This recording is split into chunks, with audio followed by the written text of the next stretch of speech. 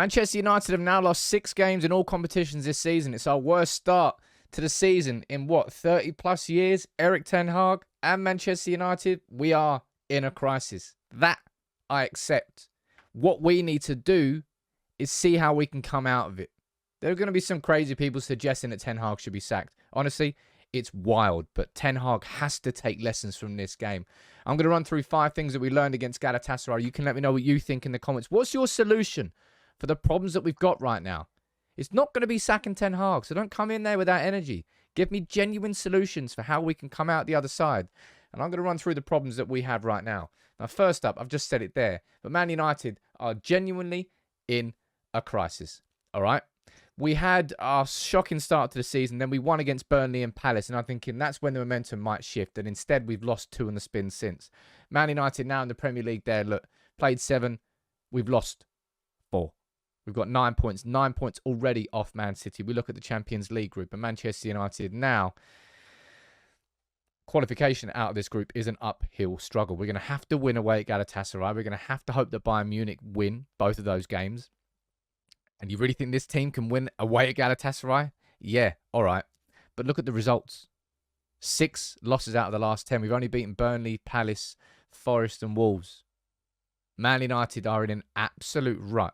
And Erik Ten Hag needs to find a way out of it. All right?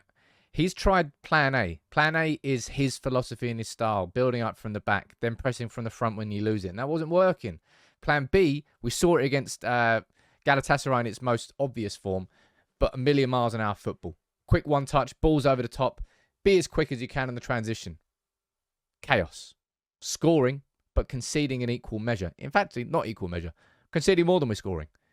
Ten Hag, neither of those plans have worked. He needs to find a better solution for that. That would be the first point. Now, the second point for me is probably the most important, I think, right now. Because everybody looks totally bereft of confidence. And it's leading to so many individual mistakes which are costing Manchester United massively. Ten Hag said this after the game about, look, the mental errors, he called them. Difficult to control. Yeah, they're difficult to control. But because of the lack of confidence, these mental errors are coming. Now, unfortunately, Onana is pretty much guilty at completely... When you make mistakes as a goalkeeper, you directly... more than likely, you directly impact the outcome of a game. This pass here against Galatasaray, all day long, Onana should be making that. That there to Casemiro is such a simple ball. You can't actually see him then. We go there. You still can't see him there. I think I've accidentally moved him off screen. 1 second there. Well, it doesn't really matter. Casemiro's there. You can't see him. He's off screen. But that ball, there's so much space for him. And he didn't make it. And this situation here, Onana would typically come off his line and close that gap down. But instead, he froze on the line. Because the confidence isn't there. If the confidence is there, Onana makes that pass so easily. And the same can be applied for that mistake there against Bayern Munich. Just letting the ball through his hands. It's inexplicable. I said it in my live show this morning, but Onana is a Champions League final goalkeeper from last season. I would have put him in the top 10 goalkeepers in the world at the end of last season. And now he's wearing the United shirt. It really feels like the pressures of being a United player are directly impacting his ability. And then we look at what's going on with Marcus Rashford. And you look at that situation yesterday. And you think, oh, last season, Rashford doesn't even blink. We know Rashford is a head-down, drive player, take the shot on his own. That was like quintessential Rashford. He decided to pass. And passing's not the problem here. Look how easy, look how open that pass is. A nice confidently stroked pass into the path of Bruno. That goes in. No questions asked. But because the confidence isn't there, because these mental errors are there, that pass doesn't find his man. That pass is under hit. Just like Onana's pass was under hit. And these individual errors are costing United so badly. Right? I know there were massive errors against Galatasaray. We did more than enough to win that game. But then individual errors just exploded the game. And they're inexcusable. They're coming from a lack of confidence. And Erik Ten Hag as a manager needs to get to the root of that. Because it's a problem which has plagued our club from way before Ten Hag came in. And maybe even after Ten Hag leaves. that still needs to be resolved. But at least we can come out with a positive of yesterday. And that's, I suppose, the arrival of Rasmus Hojlund. You can call it what you want, but Hojlund really looks like a real one. Like a genuine gem. That celebration there, front of the Stretford end. Hojlund bagged 2 on his European debut at Old Trafford and comes away with 0 points. His goals don't even matter anymore. 2 fantastic goals from him.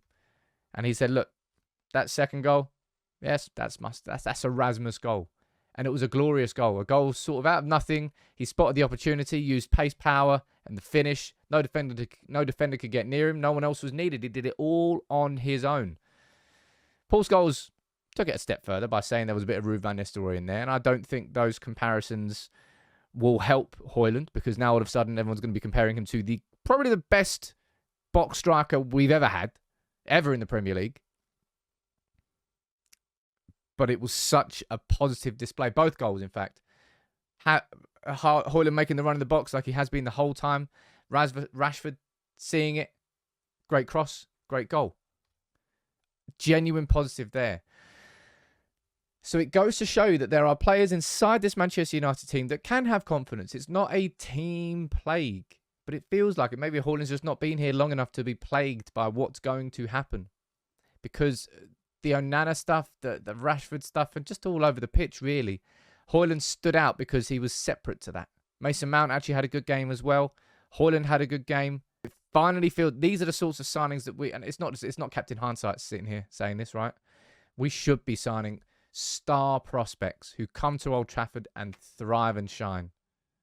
And Hojlund really seems like one of those. So I'm really, really happy for him. But on the flip side to that, and I would say this is probably the second biggest problem behind that confidence and the individual errors that are coming as a consequence, it's Man United's game management, especially after we score goals. Now, unfortunately, Amrabat is who I'm going to use as an example here. I'm definitely going to give him grace for the fact that he isn't a left back. We signed him as a central midfielder and he's not even managed to start a game there. He's doing a job for his manager. But I also think this feels like it was kind of a tactics and an instruction from Erik ten Hag. Because you can see here, right, Manchester United, all over the pitch. You can see Lindelof's tight to his man. Varane's not marking anybody. Tight to his man. Man marking. Man marking. Man marking. And Amrabat takes the decision to go aggressive, right? So the ball is thrown on from here. Amrabat decides to chase his man down and, of course, leave that big space in behind, which gets exploited almost immediately. He misses the ball here. The ball now goes in behind. Galatasaray, they run there. Casemiro not marking his man. His man runs onto the edge. Varane can't block the cross. 2-2. Man United playing too aggressive when we've just scored, right? We didn't need Amrabat to chase his man down there. Look at the line that our defence had. You can't see the rest of it. Let me see if I can go across. You can see it now. Look. There's Dalot over there. Look, Man United's defence in a perfect line. Amrabat just needed to stay there. But instead, he marked his man. He chased his man down. It was overly aggressive, and that left United exposed. That probably comes from Erik ten Hag. Better game management. After we score, we haven't got to go and be as proactive as that. Just sit in shape. Let the team come at you. They're going to create the spaces. You haven't got to create the spaces when you're leading a game of football. Better game management is just, it's an absolute necessity. And now, Erik, it's on you, man. You need to find out how this team can get wins. I think we need to be a little bit less proactive in Ten Hag's style until we can genuinely string a few results together, until we genuinely have players back from injury. Hopefully, Reguilón will be back. And, you know, Amrabat can actually start in defensive midfield. But Casemiro, get him to play as a number 6 and nothing else. As creative as he is going forward, we don't need that in this team. We've got Bruno, we've got Mount, we've got Hojlund, we've got Rashford. We've got loads of players who are creative. Casemiro, please just protect that defence. Don't run away from it. Don't get excited going forward. And that has to come from Ten Hag and his coaching. Bruno Fernandes, same thing applies. Well, maybe not the same thing applies, but be proactive in certain occasions, but it's not 24/7. Man United have adopted a full tilt football. And it's not working. Man United tried to play out from the back at the start of the season and it wasn't working.